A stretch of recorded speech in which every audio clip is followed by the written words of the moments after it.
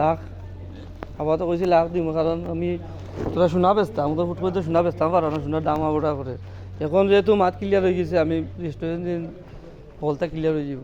আবার তো 1 লাখ দিব, আবার 50 আছে, 50 রাত্রে তো তোলা দিত না, রাতকে তুলবো আর কি।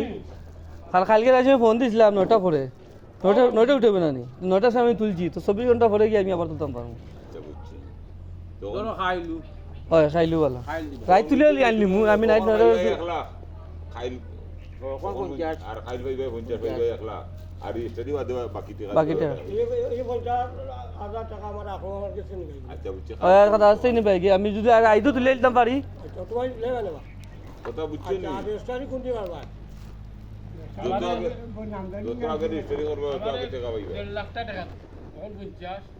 1.5 লাখ কোনো আতো নাই, ওখানে আমার ব্যস্ত ঠিক আছে। এখন 1.5 লাখ আমার কাছে আতো নাই, গু পাইছে দিছে টাকা অন্ত কিছু করে, এখন আমি 1 লাখ টাকা মিলাইছি আমি মনে করো স্টাডি করতে করতে আরো 7-10 দিন নিবার লাগে এটা বিচারাতে সামনে। ঠিক আছে, এখন আমি তো চলতে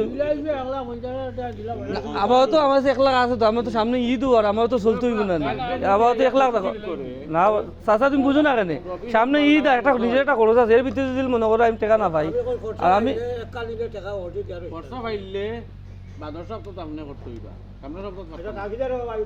ও এবার লেট হয়ে যাব, আবার তো 1 লাখ রাখো রবি সোমবারে ভরসা হইম প্রস্তুত করিয়া সময় যায়, ডিসি আর দিয়া সময় যায় 2 দিন, ধরো সোমবারে খুলাও আর ধরো ই কত 50 আছে, আর 50,000 টাকা দিব, যদি রাতে তুলিতাম পারি। আমার ও মেম্বার বেটা একটা বাড়ি মারে না রে বা না আমার মুরব্বি বেটাটা না রে বা আপনি বরকুতি একটা বাড়ি মারে না রে বা আমরা গাঁও থেকে গাঁও তেমন আথাই আপনি তো এখন দূর হইছো নাই আমারে দুটো চলে না, আমি তো পরিবারের মানুষ।